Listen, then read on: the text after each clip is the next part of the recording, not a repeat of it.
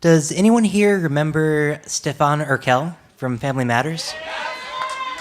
He was the version of Steve Urkel who became like perfect and suave and everything. I remember seeing it at 8 years old and I couldn't believe it. Like I thought I had dreamt it and I was like, man, I had a dream last night and it was really fucking stupid. Anyway, that has nothing to do with the story. Couldn't resist. I was at the corner of 101st and Broadway. It was 10:30 at night, and I was sprawled over my sister's dog, like the way rice is sprawled over a phone that's been dropped in a toilet. I had begged and pleaded for my sister to let me house sit and pet sit for her, and she finally acquiesced. I got an apartment in New York City to myself, and the second time I took her dog out for a walk, the collar snapped off. Instinctively, I threw myself over the dog. And my sister plays things very close to the vest, but I knew she loved her dog, and as a Russian historian, she knew a lot of ex-KGB agents, so if I got this wrong, I was going to be eating a plutonium salad with uranium dressing. I realized that the only way that this could end well is if I turned myself around, picked up the dog, and carried it like a baby back to her apartment. But as I started to reposition, the dog, who had not been enjoying the experience at all, started wiggling and squirmed free. And in that moment, my life flashed before my eyes. I saw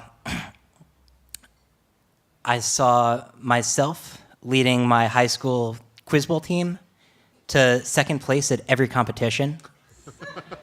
Then I saw my sister winning Jeopardy. I saw myself feeling proud that I finally managed to find my way home from Kmart the summer when I was 16. I'd gotten lost twice on the way. And then I saw my sister proud that she returned to the U.S. from an entire season in Poland the summer when she was 16. She was building houses for Habitat for Humanity and exploring the country by herself.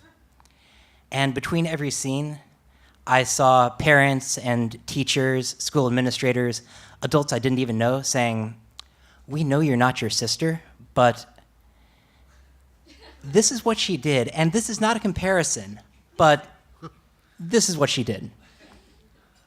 I saw my sister living the dream that she had plotted for herself when she was 14, and I saw myself in a job I hated, playing music in a band that no one listened to. My own life flashed before my eyes, and I was like Carl Winslow. I was second bill in the show about my life. Then I sprung into action. The people of New York City got one of those only in New York moments when a black lab ran down the street, followed by some crazy guy chasing after it, trying to appeal to its sense of reason. "Come back, please, I implore you! This is not in your best interest!" Her dog ran straight to my sister's apartment door. I threw the dog in, and then I walked back to pick up the leash and the bag of shit that I had dropped on the corner. Has anyone here done a walk of shame? Because I can promise you it's a lot less excruciating when the shit that you're carrying back with you is not literally shit. Anyway, fast forward a few years, and my sister moved to Chicago. I was off the list of potential pet sitters. It happens. She had to go for a conference, and a friend had recommended this grad student for her. My sister did her usual fastidious background check. She called up and got the credit history report, reviewed college transcripts, interrogated ex-girlfriends, and the guy got the job. But halfway through her trip, my sister got this weird text from him. "Your cat is really a bitch, huh?" My sister hurried home, and when she walked in her apartment, she saw every bottle of alcohol in the house was empty. The grad student was passed out in her bed with several additional bottles of vodka, and the entire apartment had been doused in bodily fluid as if the grad student was trying to mark his territory.